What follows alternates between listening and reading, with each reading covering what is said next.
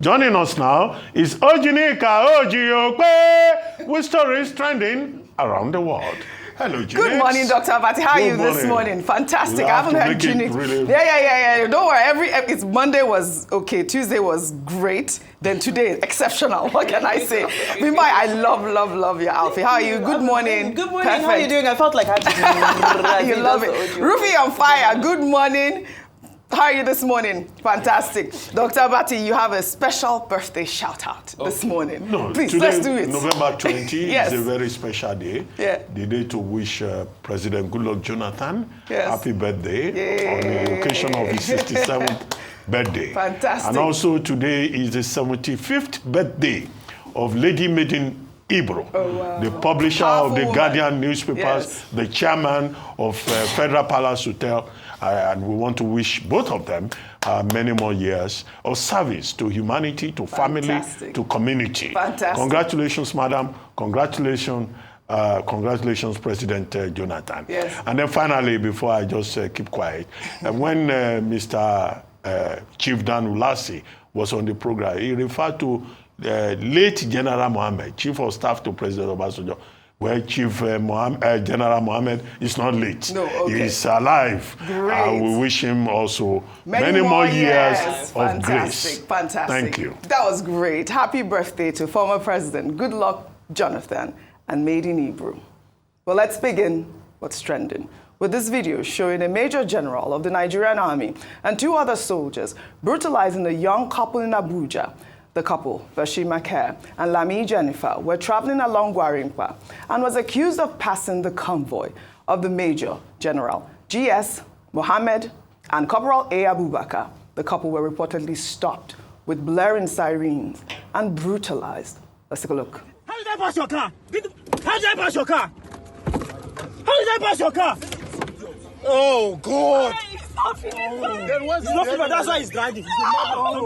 My face will come down. Jesus! Come on, everybody. Are you joining?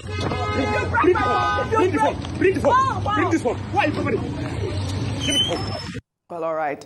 Thank you, Rufai, for sending me this story and making it go viral, because you did make it go viral. I think these are the sort of stories that we need to bring into the front burner. I did reach out to the army, and I think that they've also put out a tweet. Let us just read that tweet that the army spokesperson wrote on X. He wrote, "The circumstances leading to this incident are not clear at the moment. However, the acting chief of army staff, Lieutenant General Olufemi Oluyede, has ordered the immediate investigation to unravel the true circumstances surrounding this altercation. The Nigerian army remains committed to serving and protecting all law-abiding Nigerians as enshrined in the Constitution of the Federal Republic of Nigeria. Therefore, we urge the public to be rest assured that due diligence will be applied to reach a logical conclusion on this matter." Signed off by Onyema Nwachukwu. But we did see a petition. And in that petition, there was a detailed summary of how these couple, they're, actually trying to get married, university graduates, and how they were bundled up in a car and taken to the army barracks. They were held for 8 hours. In the petition, they demanded, I believe, 150 million naira for compensation. And I think this happened around November 11th, correct me if I'm wrong. And then they asked for that compensation. Nothing happened. That's when they released the video yesterday.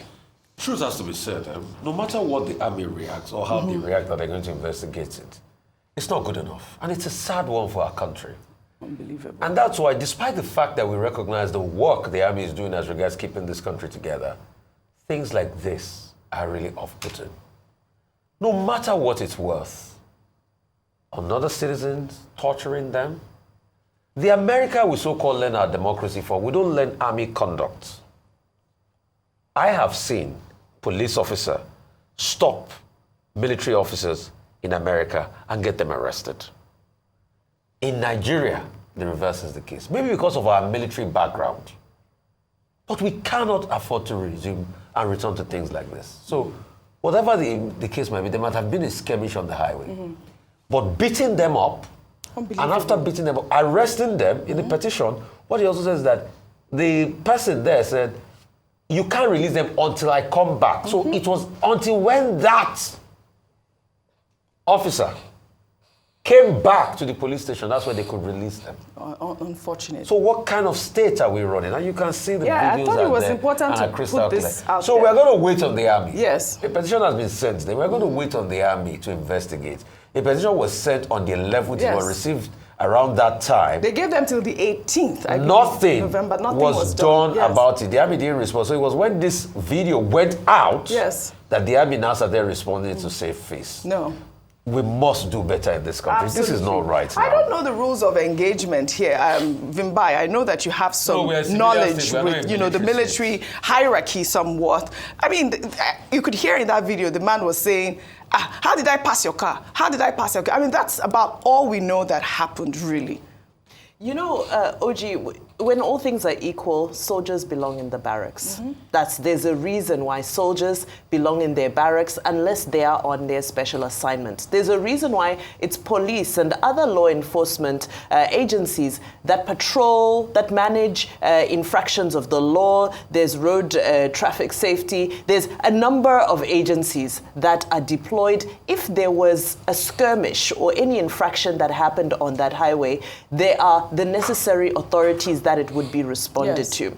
Nobody, and that includes soldiers, just because you're wearing uniform, it doesn't empower you to take the law into your own hands, and not with this excessive use of force. So at this point, it's no longer about who was right and who was wrong, because sometimes they also say that your reaction to a mistake can be a mistake as well. And this is just unfortunate, because like Rufai is saying, there's been, we're managing a PR situation that we just had with the army recently, so we're trying to get through that, and then to have one or two individuals bring the army into disrepute. We have to remember that it should be, under normal circumstances, it should be a great honor to wear uniform. Absolutely. It should be. I thought it was important to highlight the story, and we have the visuals out there. The names on the petition again, I'll repeat for the army to see. Major General G.S. Mohammed, as well as Corporal A. Abubakar, based on the petition. We will follow up on this story. In another development, former Governor of Imo State, Senator Rochas Okorocha, on Monday appealed to the federal government to release the detained leader of the Indigenous Peoples of Biafra, Nnamdi Kanu. Okorocha made the call during a night of tributes held in honor of the late Ifeanyi Ubah at the Nigerian Air Force Conference and Suites in Abuja, saying that the release of Nnamdi Kanu will serve as an honor to the late senator. Before the death of Iwanyanwu made a plea to Federal Republic of Nigeria. Ezife went to Villa and begged Nigerian nation. Ifeanyi Ubah made a statement in the same line. I want to say to you, my brother, in whom I'm well pleased, Senior President, convey this one message on behalf of these Igbos who are seated, that the best way to honor this great young man is the release of Nnamdi Kanu.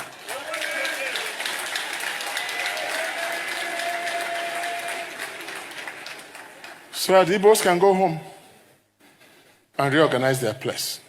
And I know you, Senator Babio, that even if you don't want to do it, send this message. For the sake of your wife, who is our daughter, send this message and get us a result. Or else, your wife is not too far from taking back home. Your Excellency, Mr. President, we are particularly happy that you are always coming to associate yourself with things like this. Nigeria still remains very grateful. Thank you, and God bless all of you. My people, my people. My people, my people. May Ifeanyi Ubah's soul rest in peace. Dr. Bati, there was a little bit of comic relief there when he talked about, Akpabio's wife and all of that. I thought that was a good way to just light up the mood there at the ceremony. But also, the main conversation is about the release of Nnamdi Kanu. And I wanted to just pull up Omoyele Showore's tweet, which, had been going around for a while, about this couple, Mr. Ifedi and Mrs. Chidi Ifedi Kalista. They said that they have been held hostage since 2021 at Wawa Barrack in Niger State. They were accused of being IPOB members. And, you know, there are several other Nigerians, especially from the southeast, abandoned in this Nigerian army barrack. I mean, I wanted to just pull this out so we can have this same conversation about either the release of Nnamdi Kanu and what it means for the people of the southeast. Okay, number one, I mean, the issue about the Shore tweet is that nobody should be detained unduly in Nigeria. The law is very clear, sections 35 and 36. Even when persons may have committed infractions, whether they are members of IPOB or of Oduduwa Republic, the law says that they have rights under the Constitution. To detain somebody from 2021 to date, whether it's by DSS or DMI, is a violation of their fundamental human rights, except there are extenuating circumstances. Even ACJA, the Administration of Criminal Justice Act, does not say that you can detain people indefinitely. That's an abuse. And our security agencies should desist from abusing people's rights. The second point, you mentioned Nnamdi Kanu. Well, I mean, that's a story that is on the table there. There have been many requests from many persons saying, release Nnamdi Kanu, find a political solution to it, with government playing the ostrich and saying the matter is before the law courts and trying to balance, you know, politics with the judiciary. However, I think that the night of tributes in honor of Senator Ifeanyi Ubah was a solemn occasion. It shouldn't have been converted into an opportunity for comedy of whatever category by whoever, whether in an iberiberistic manner or in any other manner. Because this was a young man who died at 52. He was a newspaper man. He was the publisher of the Authority newspaper. He was a sportsman. He established a football club called Ifeanyi Ubah FC. He ran to become governor of Anambra State. He didn't succeed. He ended up as a senator of the Federal Republic on the platform of the Young Progressives Party, YPP. And then he went abroad for surgery in July. The latest we had was that he had died. He was also an employer of labor, not just through the media or also sports. He was also the chairman of Capital Oil and Gas, with filling stations in the downstream sector, creating job opportunities. So his passing is a major loss. And we'd like to commiserate with the people of Anambra South, with his wife, Uchenna Ubah, and his 5 children, who have lost a major breadwinner. I knew him personally when we were in government. He was very close to the administration. And, you know, he was a very gentle, genial, friendly person, you know. But you see, God knows best. God knows best. People will die when they will die.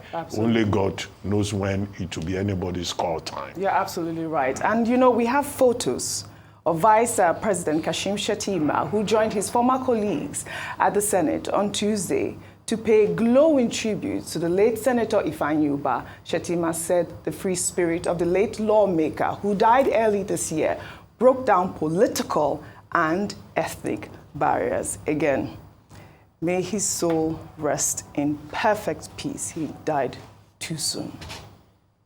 We'll take another story. A former Director General of the Labour Party's presidential campaign, Doyin Okupe, has faulted the mantra, Nigeria must move from consumption to production, used by Peter Obi during his 2023 presidential campaign, saying that Peter Obi did not have any policy document to back the mantra. Okupe made the comment on Tuesday while assessing President Bola Ahmed Tinubu's administration.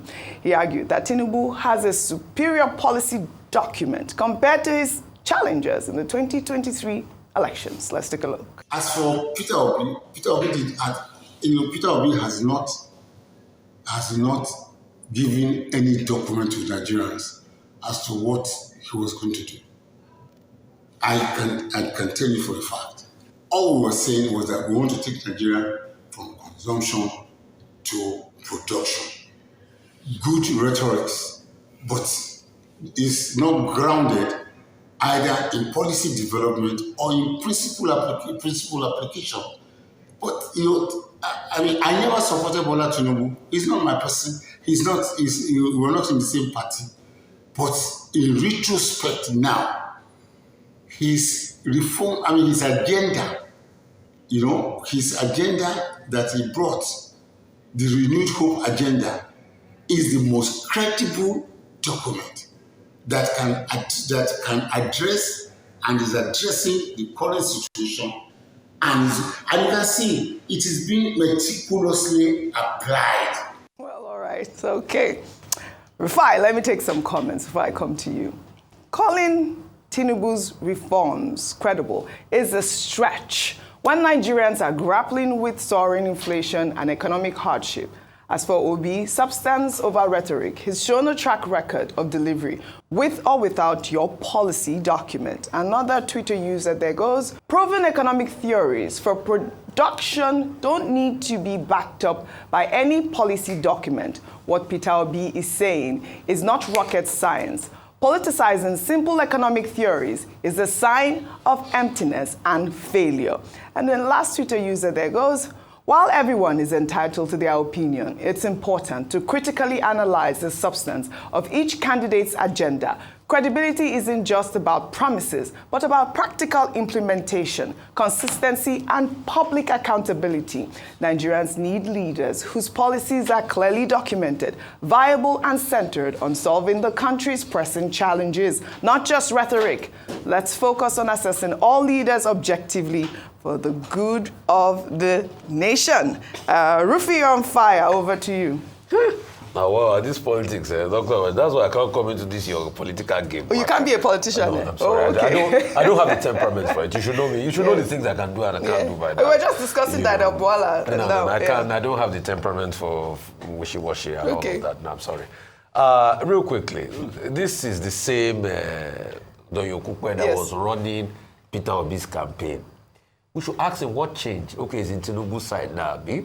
He said he's not in Tinubu's side. And he said that Tinubu's policy is good. Yeah. Tinubu's policy is good. Can't you see how we're enjoying this in the last 18 months? We are. We are enjoying the pain of his very good policy. It's very good. The next thing he said Peter Obi didn't have there was no policy document to back. Yeah. Okay, now I've gone to open Peter Obi's manifesto. You can go and also check page 20. Where he said, shift emphasis from consumption to production by running a production-centered economy that is driven by an agrarian revolution and export-oriented industrialization. And you can see, and he itemized it there, logistics, blue chip economy, and all of that. So maybe Doyin Okupe didn't read. But he was the DG of the campaign. How could he not have seen maybe he has gone due to the alleged, is it corruption allegation or whatever that they said, he was supposed to pay more money. Maybe he had gone that time before they wrote the manifesto. Before the manifesto, okay. So he can go and reach page 20 for that. for further studies, because he also needs to tell us the reason why he left the campaign, why they had to lie, maybe because he was pending allegations of corruption case and all of that. So he should go and reach page 20. It's here. He wrote it here. I believe him, but aren't you seeing it? No, I can see it. But Rufai, that basic rhetoric, though, isn't it just even just in layman terms? But he documented. Even without you know why I was particular about this? You know why I laughed when I heard this story? I remember. And I'm not saying this to hold praise for Peter Obi, please. I'm a very factual, empirical human being. Peter Obi was not keen on writing a manifesto. Rufai, was one of those that kept on pushing. Anytime he came for an interview. You remember he would say, it's just a document, they will just write. I said, no. The people deserve a manifesto. You can bear me witness in the interviews. I kept on insisting that there must be a manifesto. I remember particularly, and I read through all the manifestos. I still have what President Tinubu talked about is close to double-digit economic growth, all he wanted to do with agricultural boards and everything. I read Atiku's manifesto. I read all the manifesto letter to letter. That's why I brought it out for Mr. Doyin Okupe. He has written something on this. I guess you don't call this a policy document. It's in page 20. All right. Well, I rest my case. All right. Speaking about President Tinubu's reforms, I mean, he's already been tagged as the traveling president so far. How many foreign trips have you said that he's made so far, Dr. Bati? Well, it should be 30 now. 3-0? If you add Brazil. Did you say 3-0? I thought it was 19 last time we were counting. It was 29 before. Well, all right. It's 30 well, all right. if you add Brazil. Can I pull up? Now. Yes. Well, he's been doing well trying to get reform. The president is the country's chief foreign policy officer. Correct. So he's Let's working. just pull up the picture of the day. So yeah, he's working, absolutely. Let's pull up the picture of the day before we move to our next story. And it's showing President Bola Ahmed Tinubu and the First Lady of Nigeria, Oluremi Tinubu, Ngozi Okonjo-Iweala, and Akinwumi Adesina at the G20 leaders meeting in Brazil. I thought that, I should pull this up, talking about his reforms and going around and trying to get more, foreign investments and all of that. Vimbai. I think it's an absolutely beautiful picture, right? When you look at it, especially once you look at Akinwumi Adesina and Ngozi Okonjo-Iweala, they are icons of African excellence. So, having, and they're not there to represent Nigeria. They're representing their own unique portfolios, right? Africa Development Bank and World Trade Organization. So, and of course, they are Nigerian. Yes. And what I love is how they carry their Nigerianness with them everywhere they go. Yes. And that has been the most profound thing. Another one is, I know he wasn't there, but Professor Benedict Orama as well. There's some of those people who we say as they're traveling the world on their individual missions, it's beautiful to see how, no matter where you see Madame Okonjo-Iweala, she's always in her attire. I love it. And it speaks volumes. It's a message in itself. Yes. So having said that, Nigeria at the G20 summit, listen, I think it was an important outing. Of all the outings we've had, I think this is probably one of the more important ones. So we know that India is the one that facilitated, for Nigeria, for African Union to have a seat, and so Nigeria is there representing African Union. And I believe we backed the pledge against hunger and poverty. And I do hope that with regards to that, I hope that charity will begin at home, because a being power. A being power. I love when you say that. Charity should begin at home. Dr. Bati, I know you have a quick sentence before we move to our next Dr. Ngozi Okonjo-Iweala and Dr. Akinwumi Adesina, they both represent what is beautiful about Nigeria. That this country, in spite of whatever problems we may have, is a country of diamonds, of great human talent. And we have persons on the international scene, from NASA to WTO to African Development Bank to Afrexim Bank. We have these superstars representing Nigeria and giving us hope. And ironically, on the occasion of, at a time when there is back and forth by spokespersons attacking President Obasanjo, these are Obasanjo's persons. Okonjo-Iweala was brought into government by President Obasanjo. Akinwumi Adesina is also, as you know, President Obasanjo's adopted son. It's also a thing of joy seeing this photograph, for President Jonathan on the occasion of his 67th birthday. Dr. Okonjo-Iweala, who has now been given an automatic, more or less second term as DG of WTO, was also coordinating Minister of the Economy with President Jonathan. Akinwumi Adesina was Minister of Agriculture. Legacy personalities. I hope that in the future, President Tinubu will also be able to leave behind men of timber and caliber who will have distinguished themselves as public servants, not people quarreling through press releases and making claims that they do not deserve. You tied that in. Thank you very much. I love the way you put that all together. But I also liked your statement about charity beginning at home. And it takes me to my next story. It's really just about the state of the nation at this moment. In Lagos State, residents tripped out in frustration over the reported epileptic power supply experienced in the Akoka area of the state. The residents, who are under the Band A consumers category, demanded better services from Ikeja Electric. The protesters say they should be enjoying 20 to 24 hours of power supply daily under the Band A category, but are grappling with only 2-hour daily supply of power. Let's take a look. We pay for Band A, but we do not have lights. We have been starving. We went from having constant power supply to barely having 2-hour supply daily. It is affecting our businesses. It is affecting our environment. Everywhere is polluted. Everywhere is no longer comfortable. So we are here peacefully to demonstrate the level of discomfort and how unhappy we have felt. So we're here to plead, please, because we have been going and coming to the Ikeja Electric office close to our community, but they have refused to answer us, and that is why we're gathered here this morning. We have jobs that we're doing, we have families at home, and then we left everything out there to come out here to show how displeased we are. So we are pleading as a community, as one, for Ikeja Electric and the appropriate authorities to listen to our cry, to save our community.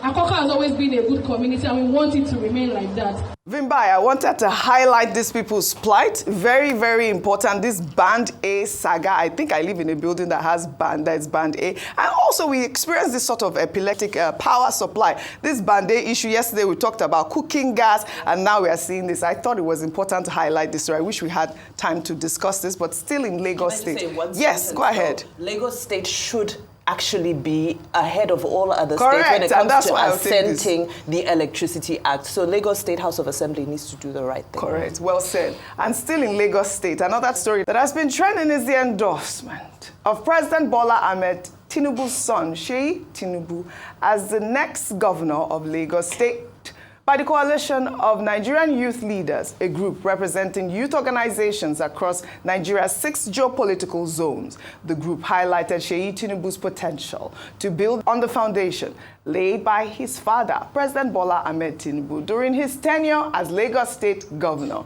They praised Tinubu's transformational leadership, which elevated Lagos to the center of excellence, and expressed confidence that Seyi would surpass his father's achievements if elected. Dr. Abati, it's great. This statement was issued on Tuesday. Quickly, I'll try to be brief because we don't have time. Yeah. Well, I mean, the youths of Nigeria, they say they are a coalition. Well, they say they have a stake in who becomes next governor of Lagos. Let those youths be reminded that these are the same youths who have been told that if they came from anywhere outside Lagos State, if they don't do what the people of Lagos want, they can jump into the lagoon. So, but I don't know what gives them the confidence. Their premises are also suspicious. They are saying that because President Tinubu did well as governor of Lagos, his son too will do well. Well, is it by osmosis that you acquire leadership qualities? That looks very strange to me.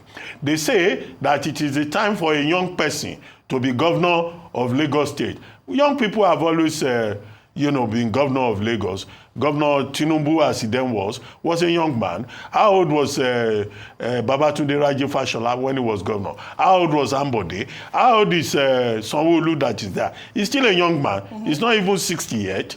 So that argument also falls flat. The only thing that I see is that they say Seyi Tinubu is very capable, is knowledgeable and all that. Okay, they can say that. They will have to convince us.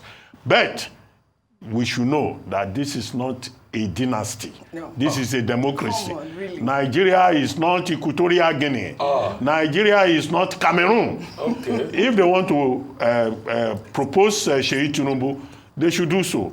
But he will be assessed on his own merit. That's it. Not on the basis of DNA, which we cannot really push. And finally, I think if President Tinubu wants to make his son governor, this is probably the best time. After all, it's Emilokon. So we can have Emilokon in Abuja and also have Emilokon in Lagos. I rest my case. All this word that, with due respect, also they are speaking, is not a dynasty. It's not a this. They will assess him. It's English you are speaking. You have said it. Your last phrase is Emilokon. Seyi Tinubu, Your Excellency, sir, welcome to the governorship of Lagos. Orodili Babeni. You two, you will be it. All this what we are talking. It doesn't matter. Election period, they will come now. Before you know, you are governor. So, Governor Seyi Tinubu. Governor Seyi Tinubu of Lagos. That's just, you see, we can deceive ourselves so much. You see, I can talk very comically and all laughter, but I cry for Nigeria because that's what Nigeria has become. Is it only Tinubu that is doing it? What are other politicians that have put their children there? When you're talking about one in Endorsed that put his child as a commissioner. So if they say it's time for Seyi Tinubu, is it us here? We will just talk. But it's as if there's a fair assembly already. For them to mute this idea, for them to even put it in the public space, it looks like it's going to happen.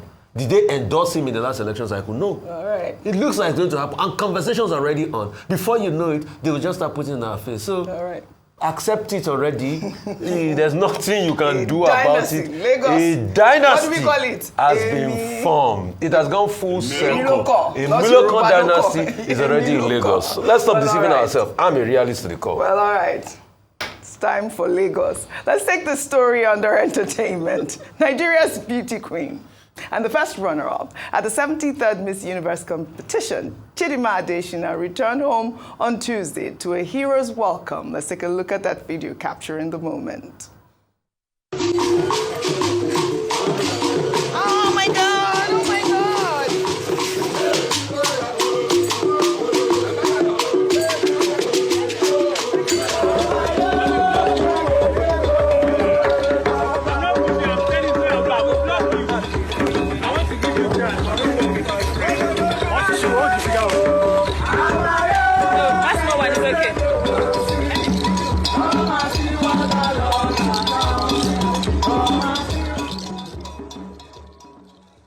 Just applaud our beauty queen. Welcome, welcome back home. I mean, this is such a feel-good story. It's so good to have her back home.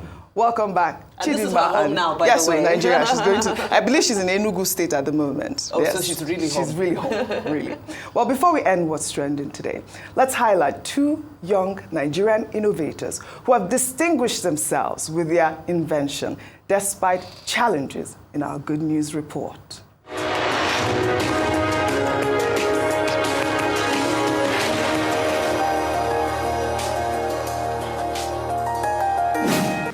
As many young Nigerians continue to thrive with innovation by creating new products or even improving on existing products despite challenging environment, industry stakeholders and government agencies are encouraged to throw in their support.